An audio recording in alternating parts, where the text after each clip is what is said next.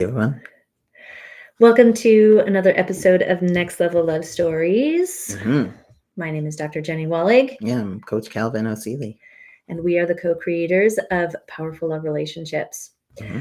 We were supposed to have some special guests today to share their next level love story, but life happens. Life be lifing. And so we get to do this bonus episode with you. Mm-hmm. And what we wanted to do today is share the epic beginning of our love story and then talk a little bit about the ways that we keep leveling up our love.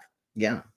I think it became apparent because my mom came into town this week and we were just sharing this with her. Yeah. That'd be good. Yeah. It's a great story. It's I a love fun it. story. I love it. Yeah. So Cal and I met back in 2008 and it was such a happenstance meeting that I can't help but believe that it was divinely designed, right? That we were meant to meet each other. Or that we pre-designed it. The way I look at it is I feel like this probably wasn't like maybe our first lifetime together. And we came up with this plan before we like portaled into Earth, into these meat suit bodies. And but this was the way it was supposed to go. And it still didn't work. It was the plan was still kind of foiled. Yeah. But we met. Yeah. It's still we met. We were living 3 hours apart.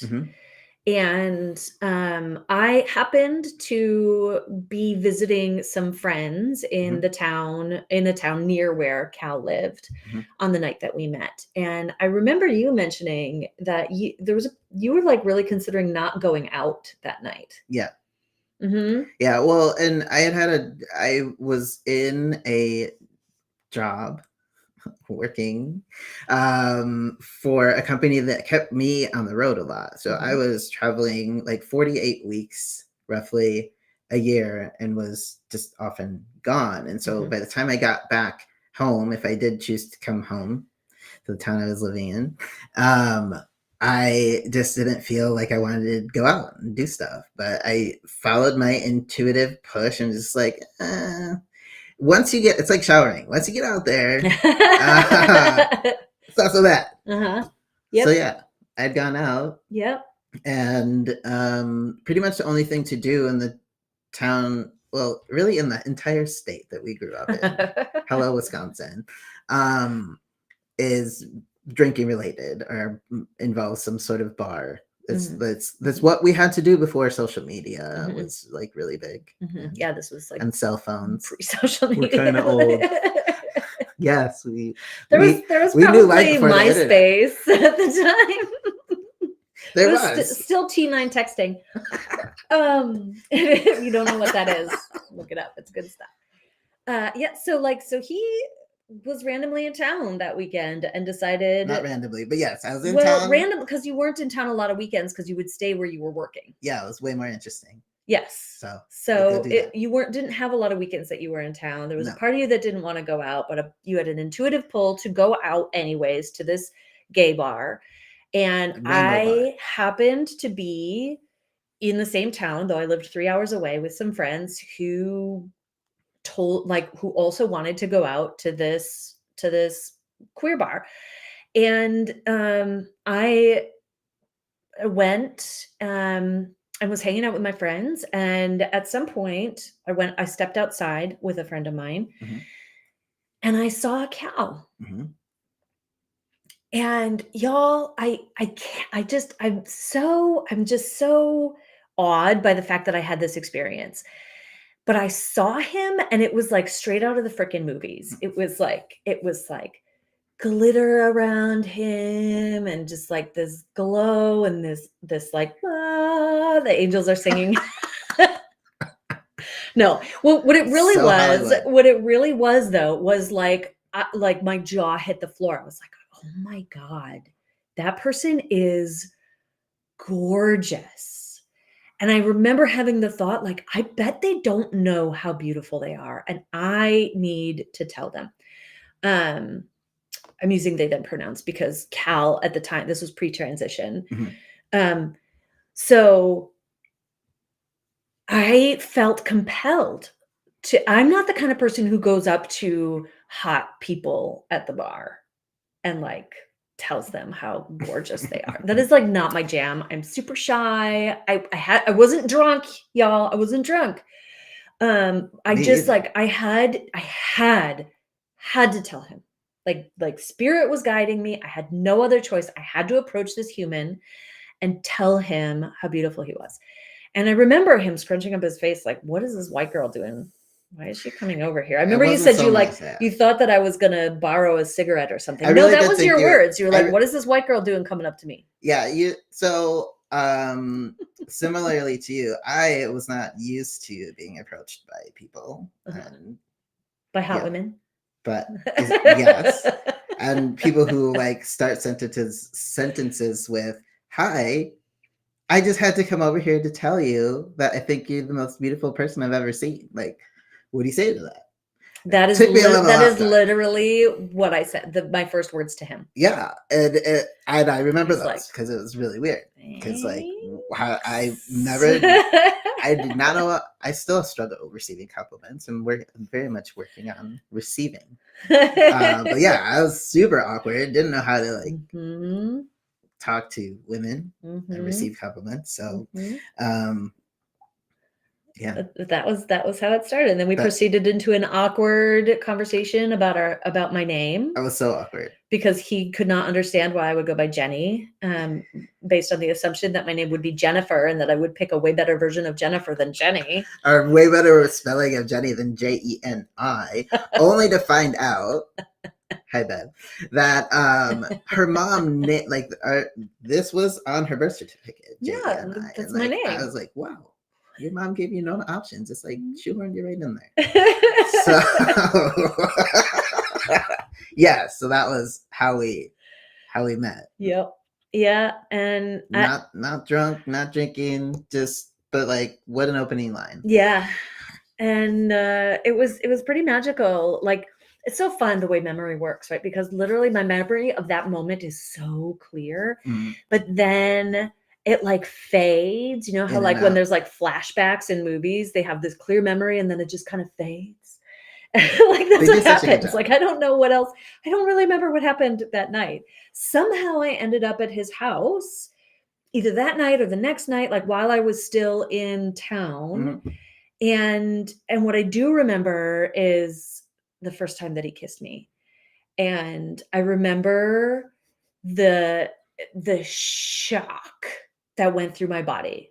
Like, what the hell did you just do to me? I had never felt that from a kiss. It was like I knew in that moment my life would never be the same.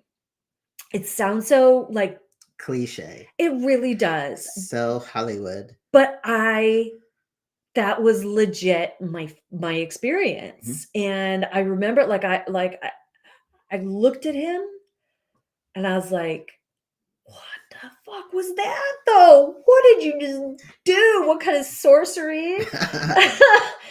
And it was wild. That kiss changed my life, and then I was obsessed with him forever after. It was an obsession. Well, I don't know. I was obsessed with you.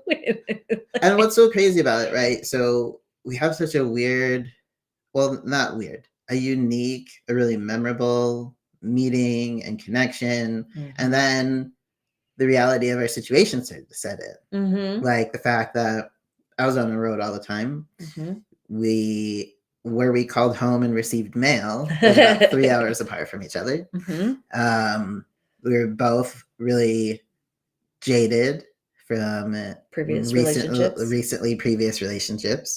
We were also we were in our like mid-20s. We were emotionally immature. Like we didn't know what the hell we were doing. Yes. So not ready to thinking we had it all figured out, but obviously not.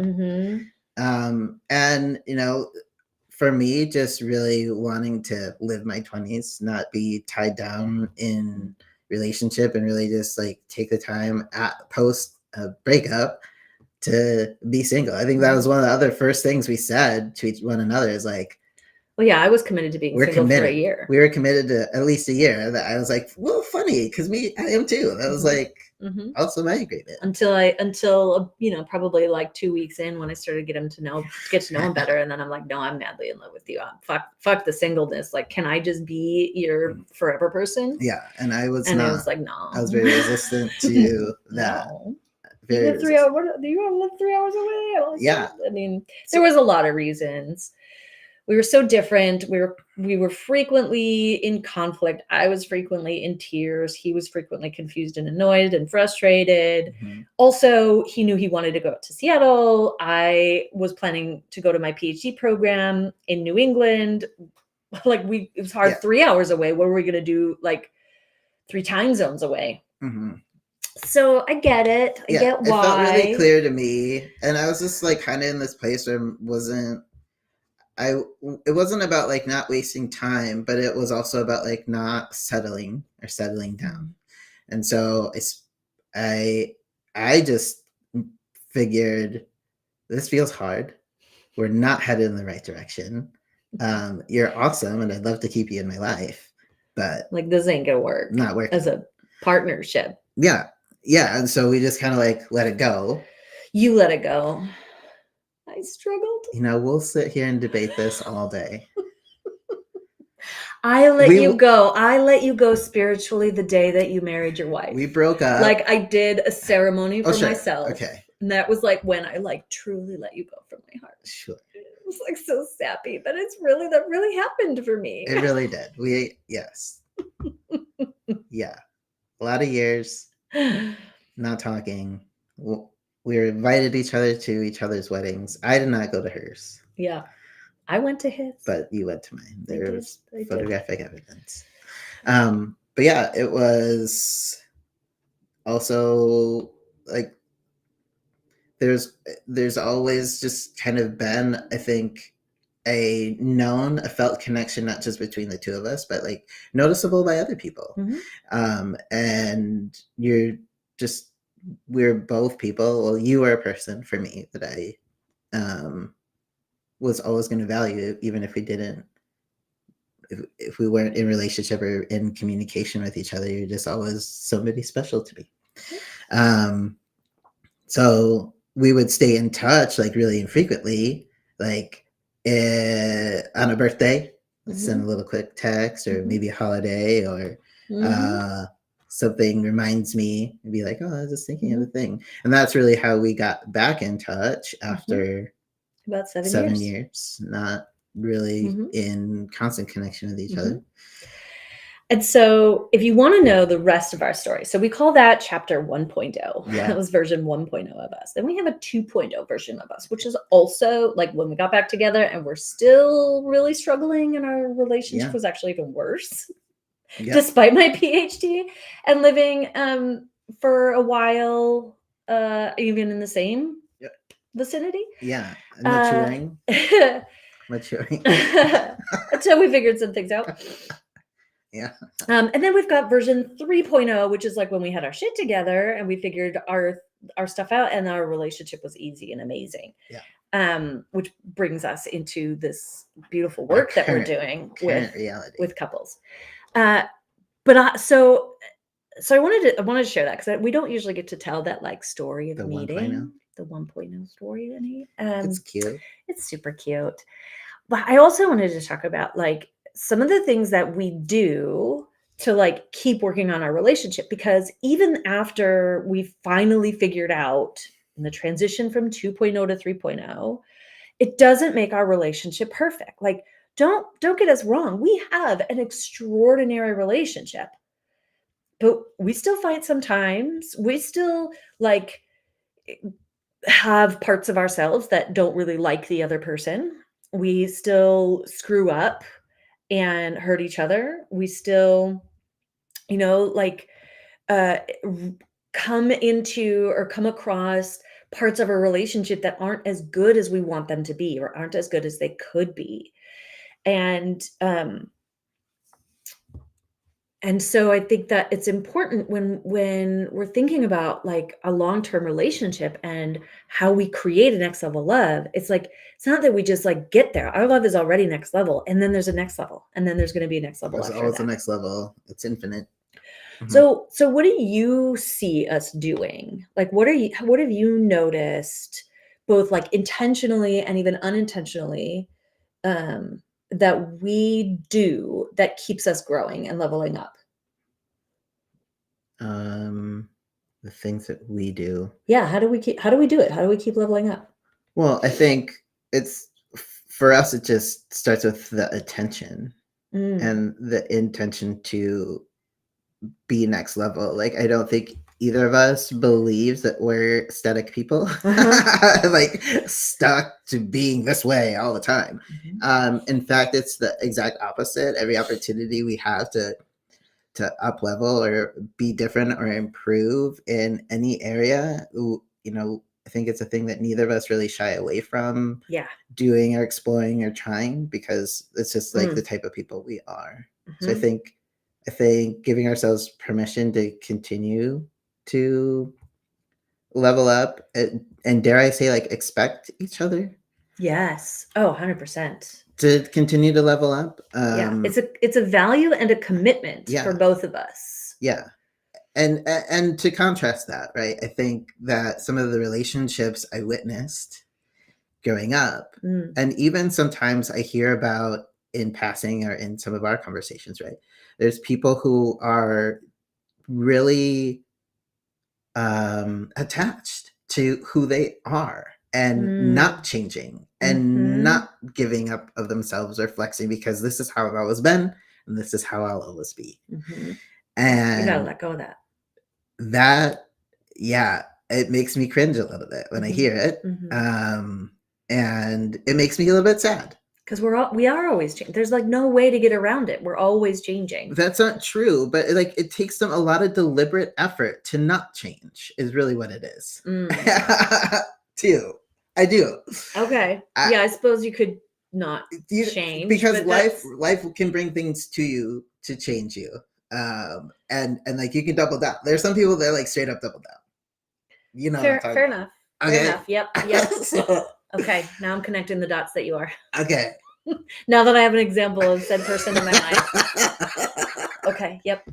Yeah, so I mean, I think, anyway, that's foundationally the secret to our success is that commitment for ourselves as individuals to just like keep being better. You know what else I think we do? Yeah, what? I know. I probably do, but go ahead. What's your guess? I want to know. No, go ahead. No, you. What would you guess that I would say? I don't like being put on the spot. We're on like a couple's reality TV show now. Can you guess my answer and get it right? We're accountable when we don't. When accountability. That is true. That's not what I was going to say. Okay. What were you going to say? I was going to say that we keep having new experiences. Oh yeah, for sure. And intentionally incorporating that in our life. So every new experience that we have, like, brings us into awareness of some of those growing edges. So obviously life brings new experiences just in the unfolding of life, right? Like our kids entering new developmental stages is a new experience that is requiring a new level up for us as parents and co-parents together. So much. But we are also like, we seek the learning and the growth experiences, like through the coaching programs that we do, through the, like stretching ourselves in speaking and leaning into courage and, like going on adventures, seeing new places, exploring new places, traveling, flying across the world to Bali to learn how to put on retreats for people. That was a new, it was a huge investment of time and energy and money and a huge risk for us to think that like our business can go in this direction. But we wanted to level ourselves up in our relationships so that we could help other people's level up in their relationship and be prepared to do that the best that we can. Right? So it's like, yes, we're committed to the growth, but then we're also actively seeking those opportunities. We're reading books, right? We're doing mindset work. We're in spiritual containers. In coaching containers, too, of our, and I think that's probably been a lot of our coaching containers rapid growth is totally changed our lives and leveled up who we are and how we do relationship with one another, which is fun because we didn't start our coaching containers until we started this business. So we'd already kind of created this extraordinary relationship with one another. And then we're helping other people do the same. And then lo and behold, our business coaching containers didn't just help us be successful in business. They really leveled up who we be and then leveled up our relationship. And that's just been so amazing. And now part of our commitment to our life experience is to be in coaching containers, to always be seeking investing in ourselves. Investing in ourselves, investing in that growth. So I think it's that dual piece, right? That that valuing and commitment of doing the work of leveling up, knowing it's important to us and expecting it from ourselves and one another. And then consciously finding and investing the time, energy, and money to create those growth experiences to help take us beyond where we are in an accelerated way, right? Because when you have mentors and experiences, it just expands you. Yeah, and it compresses time. It does. It's a shortcut. It does. Yeah, but a good one. Really good one. Really good one. And so I hope, I want to leave you with two invitations. The first is make the decision to do your growth. Why are you laughing at me? Hang on now. I'll get to my point in a second. I want to know why this man is laughing at me. Why are you laughing at me? I gotta giggle. I see that. Why are you giggling? Oh, your poor bandage. You're giggling at my bandage. It makes me giggle a little bit. My wrist is hurting. It does. It is really wonky. And I just remembering that I forgot to help you with that. I'm sorry. It just makes me giggle. That's all. I mean, it's doing the trick. It doesn't have to be pretty. I'm glad that it's providing you with support. It's very cute. I'm trying to talk anyway, here. I'm so sorry. Laughing at me. Did I say something funny? It's just your brain. Okay. Sorry, guys. That's all right. Back on track. Do you remember where we were? I do. Okay, you're amazing. I know. My brain. I'm so lucky. Jealous. Okay, so 2 invitations. The first, make that commitment to keep growing and leveling up for yourself, for your relationship, for your life, in whatever way. And then intentionally find resources. It doesn't have to be coaching containers, but find resources, find books, find online groups, find something that's going to actually hold you accountable and pave the way for you to be able to do that level up. You're not going to regret it. Invest in personal growth, my friends. It is so worthwhile to the benefit of all areas of your life. The second invitation is to our retreat. I'm so excited. I know, seriously. I can't stop thinking about it, y'all. I'm serious. So Cal and I are finally locked in on the location and the dates of our very first Next Level Love couples retreat. And you're going to hear us talking about it a lot because we're really excited. And of course, because we want to fill up the retreat, though we only have space for 5 couples. So let me tell you a little bit about it, and then you get to decide if this is something you want more information about. So our retreat is going to be in Costa Rica on April 26th through May 3rd of 2025. This is a VIP exclusive luxury retreat experience. Okay. Yes. So it's not, it's not going to be a whole bunch of people and we're sitting in a conference room. It's going to be very intimate, very intentional in the experiences that we are going to facilitate and co-create. That doesn't mean intimate in terms of you having to engage or interact with a lot of people in the group. It just means that our group is small. Yeah. There will be some other people there. And some interactions, but also there's like intimacy between us and the couples who are there. Yep. There will be some intimacy between the couples because there'll only be, 5 couples plus us, and we're sharing this space together. But we're renting out the whole venue. So you're not interacting with anybody but our group, right? Yeah. You have your own private villa, your own private plunge pool. It's all inclusive, made to order meals, set in the rainforest, overlooking the ocean.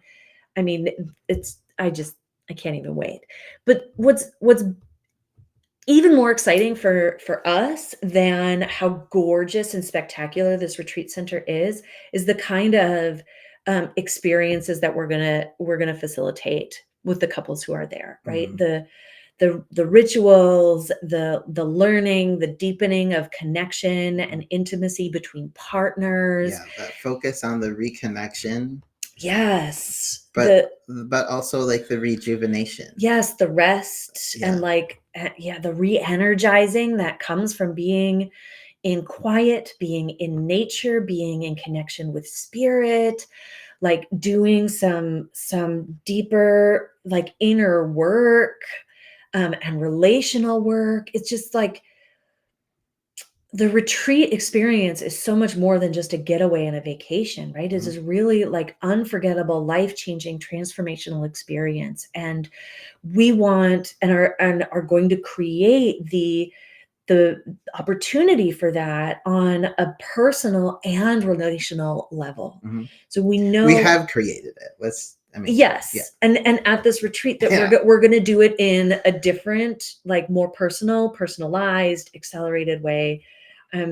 While also leaving plenty of time for like rest and relaxation and adventuring and like free time for you to do what you want to do.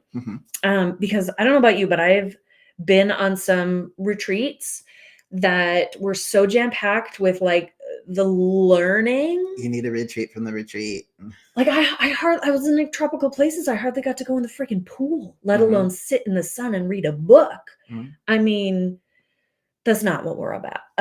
You need all of it. You need all of it. And that's what we're going to provide. So we are happy to answer any questions. Again, there's only space for 5 couples, and that's because there are only 5 villas. So we literally cannot take on any more than 5 couples. It's 5 people and us. And the super early bird pricing is available right now until October 11th. So if you have any inclination toward this, reach out, comment with retreat or I need a retreat, and we'll start a conversation. And happy to answer any questions that you have. There will be an interview application process, because we want to make sure that the people who come are the right group of people, right? We want that resonance and coherence between the folks who are there. I'll quickly say that this retreat is for couples who have been together for at least 5 years, who know that they want to be together. You're not like on the brink of divorce, and who are LGBTQ friendly. Because if you don't know that about us, affirming, yes, affirming. That's the word I need. We are part of that community, and if other queer couples come to this retreat, we want it to be a safe place for them. That's really critical, and we want it to be a safe place for us. So, so that's like foundational necessity. Early bird pricing, super early bird pricing is $13,900 for the couple. Again, everything is included except for your flight. And we would love to talk to you about being there, because it is going to be, it's going to be so amazing and so transformational for your relationship. You will leave on another level. And our intention is not that leveling up just happens while you're in Costa Rica with us. That leveling up, like we're going to help you like figure out how to keep it going. Yeah. Create momentum. Even when you get home. So comment, retreat, and we'll talk next